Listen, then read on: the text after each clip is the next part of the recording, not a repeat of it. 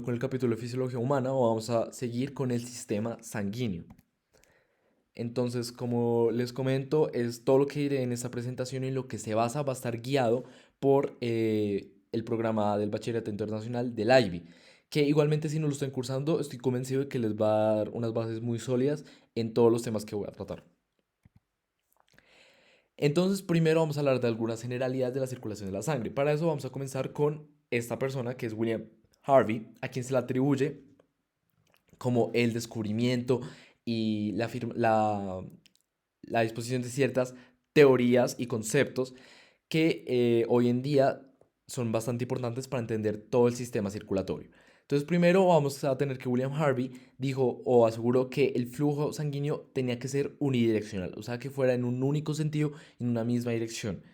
Esto con el fin de que la sangre pues llegue al corazón, se esparza por el cuerpo y vuelva al corazón, que sea unidireccional y que no esté la sangre rodando por todo el cuerpo pues sin un sentido en específico. ¿Y cómo se asegura que la sangre vaya en una única dirección? Se asegura con algo que se llama las válvulas o valvas, que también se le llama. ¿Qué es eso? Entonces imaginemos que tenemos acá nuestro vaso. Tenemos las paredes de nuestro vaso. De esas paredes van a formar como unos pliegues que van a formar la válvula. Esa es la válvula. Esa válvula va a ser la encargada de impedir que la sangre se devuelva. Entonces imaginemos que la sangre viene de abajo hacia arriba. Entonces la sangre viene por ahí y por la forma física de la válvula podemos asumir que cuando llegue la va a abrir, la va a empujar hacia los lados. Pues efectivamente, cuando llega, la empuja hacia los lados y la sangre sigue su camino. ¿Qué pasa? Imaginemos que la sangre tiene poca fuerza o no va a tanta velocidad, pues la sangre se puede devolver. Ahí es lo que tenemos que evitar. Entonces, si se devuelve, también por la forma física, miren la válvula, pues si la sangre se empieza a devolver, la sangre se va a acumular como a este lado y a este lado y la va a cerrar. Entonces, ahí es cuando la sangre se devuelve y la cierra e impide que se devuelva. Esa es la función de las válvulas o valvas. También tenemos, bueno, algo importante de estas valvas es que están a presentar solamente en los vasos grandes y amplio tamaño. Ya veremos como la razón de esto, pero es por esta razón que las válvulas solamente se van a presentar en las venas. Ahora tenemos arterias y venas. Esto es otro concepto que se refiere a que las arterias se van a encargar de sacar la sangre del corazón y las venas la van a devolver. Y por último tenemos los capilares.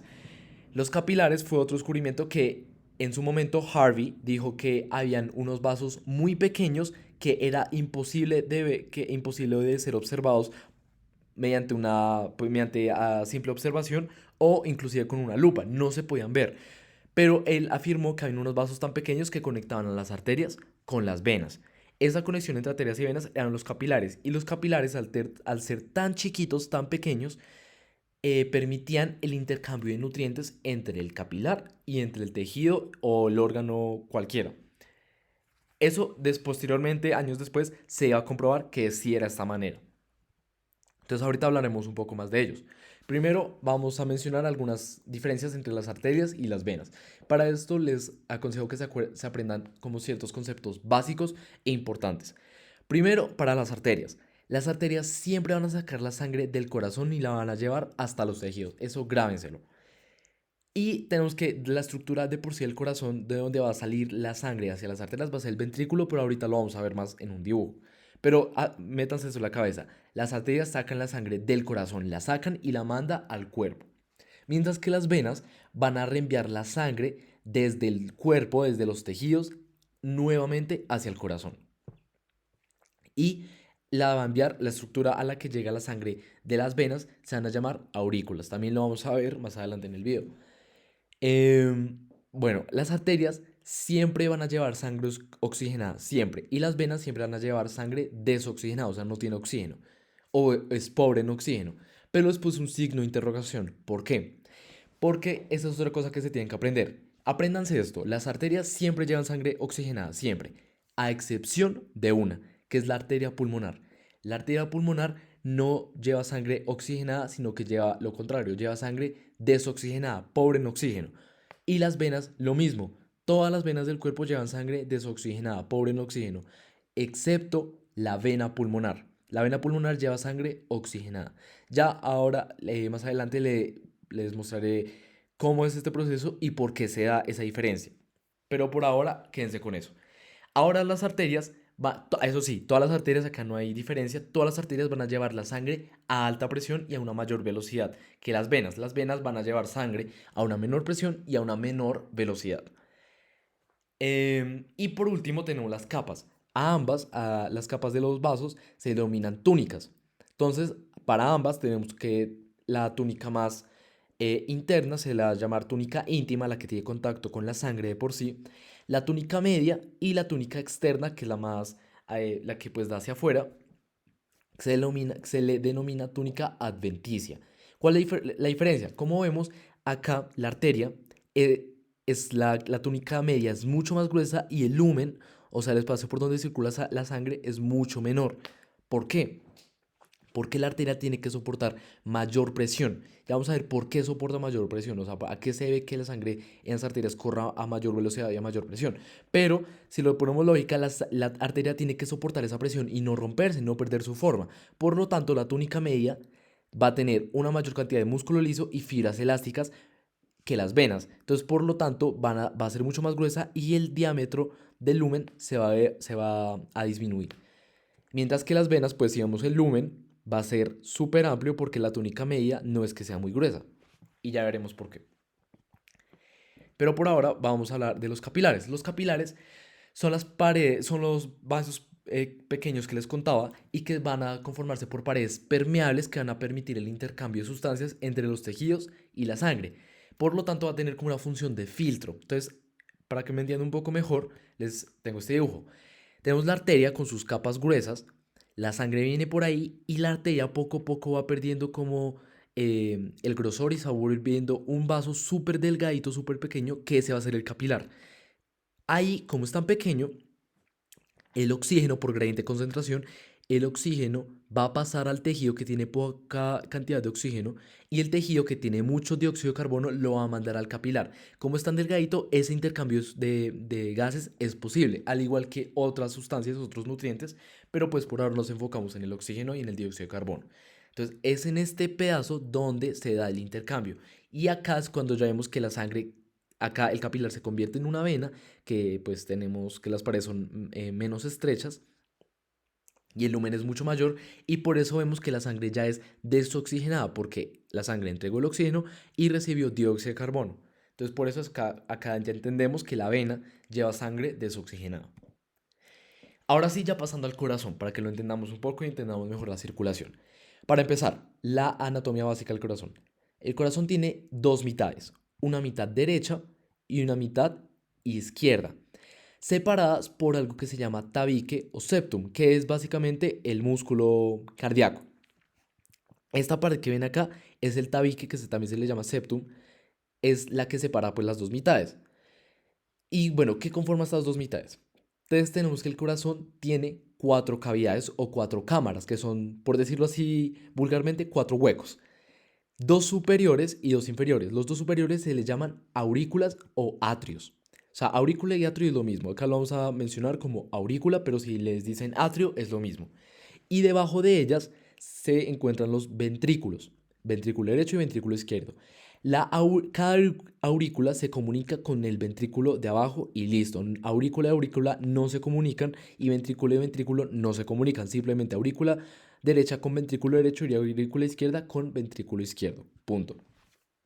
Acá como dato extra, en el periodo embrionario, cuando uno está pues en el útero de la madre, ahí sí hay una comunicación que se llama comunicación interauricular, que es cuando hay un espacio, o sea, mejor dicho, no hay septum, no hay tabique acá y las dos aurículas están comunicadas, pero pues eso es un dato ahí extra, no se lo tienen que aprender, no es necesario para el IB, nada que ver, solamente se los tiré ahí para que sepan.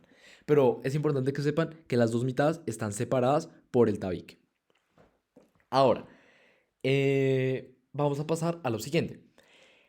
Y es que a las aurículas siempre van a llegar venas. Entonces las aurículas son estas que les dibujé en azul. Las aurículas siempre van a llegar venas y como veamos, las venas van a llevar la sangre del todo el cuerpo al corazón. Entonces si les dicen qué vaso conecta con las aurículas, las venas. Y de los ventrículos siempre van a salir las arterias. Entonces, de los ventrículos tenemos estas dos que ya vamos a mencionar el nombre. Pero entonces vemos que de las venas llega la sangre a las aurículas, de las aurículas pasa a los ventrículos y los ventrículos es expulsada por arterias. Y vamos a ver cuáles son cada una. Ahora sí, primero las venas. Entonces, las venas de la aurícula derecha, se denominan venas cavas. Esas venas cavas son las que traen la sangre de todo el cuerpo, de todos los órganos. Y tenemos que la vena que comunica con la aurícula izquierda se llama vena pulmonar. La vena que comunica con la aurícula izquierda se llama vena pulmonar. Ya vamos a ver por qué se llama vena pulmonar. Pero como les decía al principio, la vena pulmonar es la excepción. O sea, para que me entiendan, estas venas cavas llevan sangre desoxigenada que viene del cuerpo porque entregó el oxígeno y recibe dióxido de carbono. Entonces viene la sangre desoxigenada y llega al corazón por las venas cavas. Pero la sangre que llega por la vena pulmonar es lo contrario, lleva sangre oxigenada. Ya vamos a ver el por qué, pero para que lo vayan asociando. Mientras que las arterias es la arteria pulmonar, la arteria aorta, que es la que manda la sangre a todo el cuerpo. Y tenemos la arteria pulmonar, que como les decía, entonces la arteria aorta, que simplemente se le llama aorta, no es que se le llame arteria aorta, sino aorta, es la que lleva sangre oxigenada, o sea, rica en oxígeno, y la lleva a entregársela a todo el cuerpo. Pero como vemos acá está la arteria pulmonar. La arteria pulmonar también es lo contrario. O sea, lleva sangre desoxigenada. También ya vamos a ver por qué. Entonces acá es cuando se van a entender. Imaginen que esto de acá arriba es el pulmón. Entonces, dense una idea. En el pulmón, pues claramente es cuando la sangre llega al pulmón y se oxigena, o sea, recibe oxígeno y es cuando a partir de ahí ya puede empezar a dársela a todos los órganos. Pero veamos bien cómo funciona todo. Imaginemos que la sangre viene de entregar el oxígeno en los tejidos, o sea, viene desoxigenada, ya entregó el oxígeno y viene a llegar al corazón. ¿Por dónde llega? Por las venas pulmonares, por las venas cavas, perdón, la vena cava superior y la vena cava inferior. Viene sangre pobre en oxígeno, eso lo tenemos claro. Entonces llega al corazón, a la aurícula derecha, llega la sangre desoxigenada. Entra a la aurícula derecha y de ahí, ¿a dónde pasa? Al ventrículo derecho. Del ventrículo derecho, ¿a dónde va? A la arteria pulmonar. Recordemos que las arterias siempre salen de los ventrículos. Entonces pasa a la arteria pulmonar. La sangre sigue estando desoxigenada, no tiene oxígeno. Por eso es que va a la arteria pulmonar para ir a los pulmones y oxigenarse. Entonces, vemos que la sangre desoxigenada entra a la arteria pulmonar y la arteria pulmonar se ramifica en dos, en derecha e en izquierda, pero el fin es el mismo, van al pulmón. En el pulmón, ahí es cuando van a recibir oxígeno y como lo vimos anteriormente, para hacer ese intercambio, ¿qué tiene que pasar? Capilar, o sea, la vena se va perdiendo y va perdiendo tamaño y finidez y va adquiriendo finidez y ahí es cuando se vuelve un capilar. Por lo tanto, ahí se da la interacción entre el intercambio de dióxido de carbono y oxígeno. Y como es capilar, cuando se acaba el capilar que viene una vena. Entonces ahí es cuando se convierte en la vena y lleva sangre rica ya en oxígeno. Y por eso es que esta vena se le denomina vena pulmonar, porque llega a la aurícula izquierda por la vena pulmonar y está rica en oxígeno. Entonces llega a la aurícula izquierda y de ahí pasa al ventrículo izquierdo y el ventrículo izquierdo la manda a la aorta, que como les dijo, ahora sí, como es sangre rica en oxígeno, la va a mandar a todas las partes del cuerpo a entregarle el oxígeno que necesitan. Entonces, aquí vemos, se la da a todos los tejidos, a todos los órganos, y cuando se lo da, vuelve al inicio. Ya no tiene oxígeno y tiene que volver al corazón para llegar a los pulmones y oxigenarse y todo el cuento. Ahora vamos a ver que, como les decía, las válvulas, el principal objetivo de las válvulas es impedir que la sangre se devuelva, que la sangre tenga un flujo unidireccional. Como les decía, esas válvulas o valvas solamente se encuentran en las venas, pero también están en el corazón. En el corazón hay 4 válvulas. Tenemos estas dos negras que se llaman auriculoventriculares. Como lo dice el nombre, comunica aurícula y ventrículo, auriculoventriculares. Entonces, por lo tanto, tenemos solamente dos. Porque después tenemos una aurícula comunicada con el ventrículo y otra aurícula comunicada con el ventrículo. Por eso es que tenemos dos. Y las dos verdes se llaman... bueno, primero, tenemos que la válvula que comunica aurícula derecha con ventrículo derecho se llama válvula tricúspide. Y la que está en la parte izquierda, que comunica aurícula y ventrículo izquierdo, se llama válvula bicúspide o mitral, que es la misma. Y las dos verdes van a comunicar ventrículos con sus respectivas arterias. Esas válvulas se llaman semilunares, entonces también tenemos dos semilunares. El nombre de cada una va a depender de la arteria. Entonces, el nombre de la válvula que comunica eh, ventrículo derecho con arteria pulmonar, pues se va a llamar válvula pulmonar. Y por lo mismo, la otra que comunica ventrículo izquierdo con aorta, pues se va a llamar válvula aorta o aórtica. Entonces, conclusiones de la circulación. A las aurículas siempre, siempre, siempre van a llegar venas. De los ventrículos, y las aurículas mandan la sangre a los ventrículos. Y de los ventrículos siempre van a salir arterias. ¿Por qué? Porque si empezamos a ponerle un poco de lógica, las arterias van a soportar esa alta presión. Porque los ventrículos van a encargar como de mandar de mandar con fuerza porque se contraen, como que la sacan rápido el corazón y la sacan con mucha fuerza. Entonces, por lo tanto, el vaso que tiene que soportar esa presión apenas la saque es una arteria. Es por eso que ya lo vamos poniendo un poco de lógica. Ahora, hay válvulas que aseguran el flujo unidireccional, en donde se encuentran en las venas y en el corazón.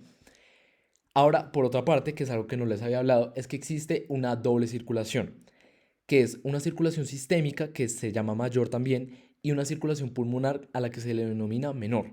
Si le ponemos lógica, pues la sacamos.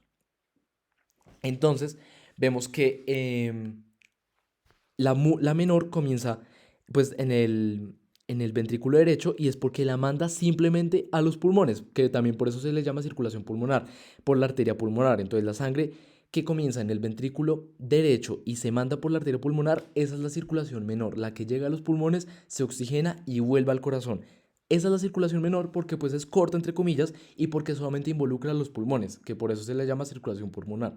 La otra, que se llama circulación mayor o circulación sistémica, es la que comienza en el ventrículo izquierdo. Y es precisamente porque el ventrículo izquierdo la manda a la aorta y la aorta la manda literalmente a todo el cuerpo, a todo. Entonces por eso se le llama sistémica o mayor. Pero ahora sí, pero me comí algo. Es que, las arterias llevan sangre oxigenada a alta presión, excepto las arterias pulmonares. Y lo mismo con las venas. Las venas siempre, siempre, siempre van a llevar sangre desoxigenada, excepto las venas pulmonares. Ahora, ¿cómo se inician los latidos del corazón ya para ir finalizando? El corazón, ¿por qué se contrae, mejor dicho? Y es gracias a un grupo de células que se encuentran en la aurícula derecha. Ese grupo de células, o sea, eso no se ve a simple vista porque simplemente es un grupo de células cardíacas. Ese grupo de células se le denomina nodo sinoauricular o nodo sinoatrial, porque recuerden que aurícula y atrio es lo mismo, entonces lo pueden encontrar de ambas maneras, pero yo lo menciono como nodo sinoauricular. Ese nodo sinoauricular es un grupo de células especializadas que van a comenzar ese latido.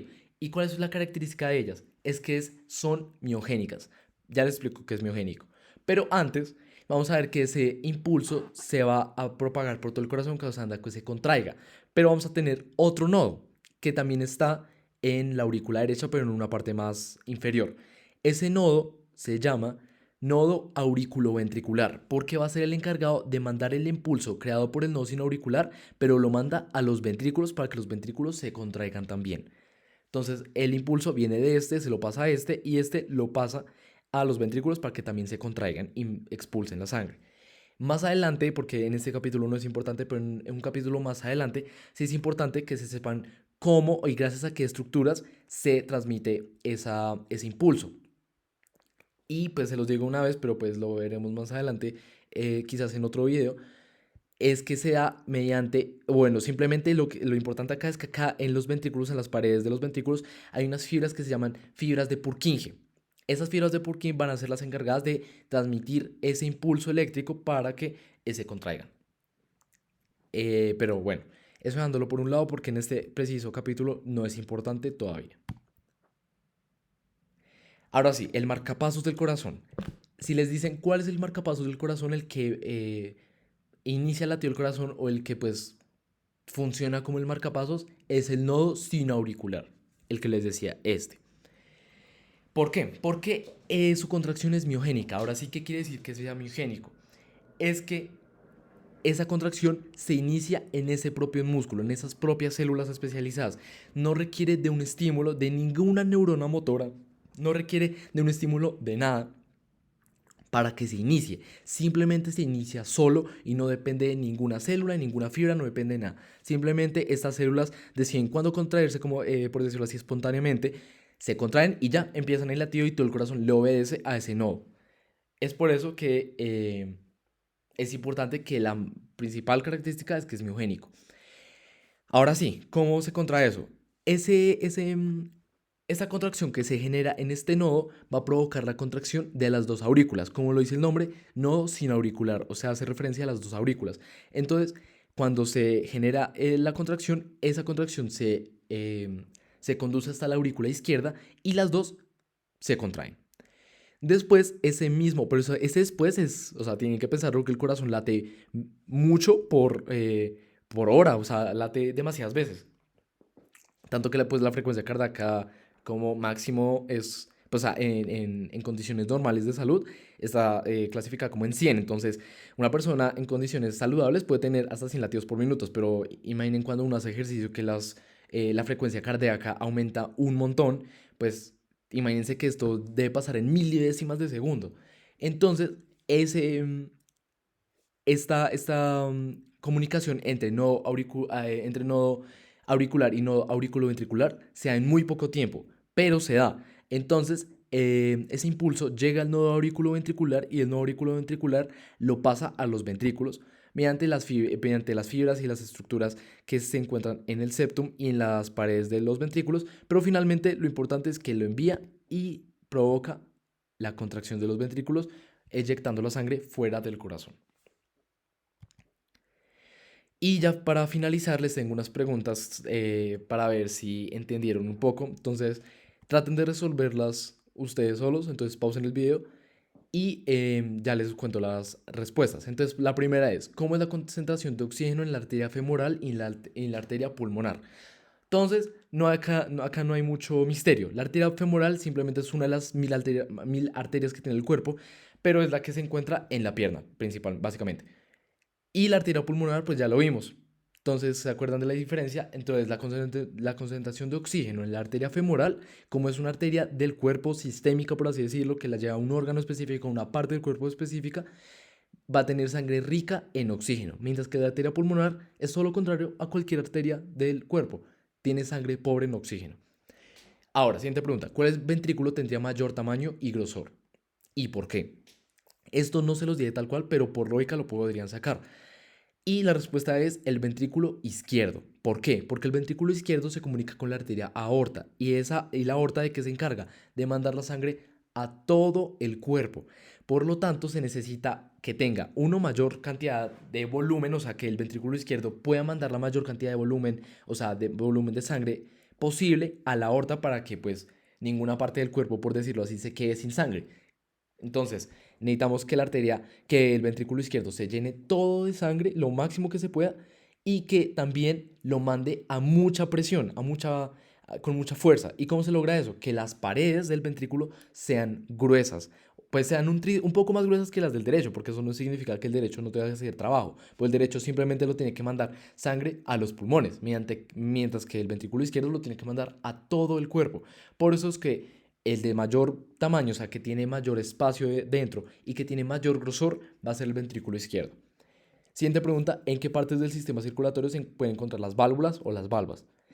Se pueden encontrar en las venas, como les decía, porque las venas ya van a ya van a conducir sangre con menor presión y a menor velocidad. Por lo tanto, en las venas es más probable que se devuelva la sangre. Por lo tanto, en las venas van a estar siempre las válvulas y pues como ya vimos en el corazón que están las cuatro, las dos auriculoventriculares y las dos semilunares. Y finalmente, ¿cuál es la característica más importante del nodo sinauricular? Que es miogénico, que lo acabamos de decir. Entonces, espero les haya servido mucho. Esta es simplemente una introducción al sistema sanguíneo y después ahondaremos un poco más en el nodo sinauricular, el nodo auriculoventricular, otras estructuras del corazón y unas enfermedades, por así decirlo, como la aterosclerosis, que es muy importante para entender cuáles son los problemas que se pueden dar en los vasos sanguíneos como las arterias. también relacionándolo un poco con los hábitos alimenticios, eh, factores genéticos, entre otros. Entonces, espero que les sirva mucho y hasta luego.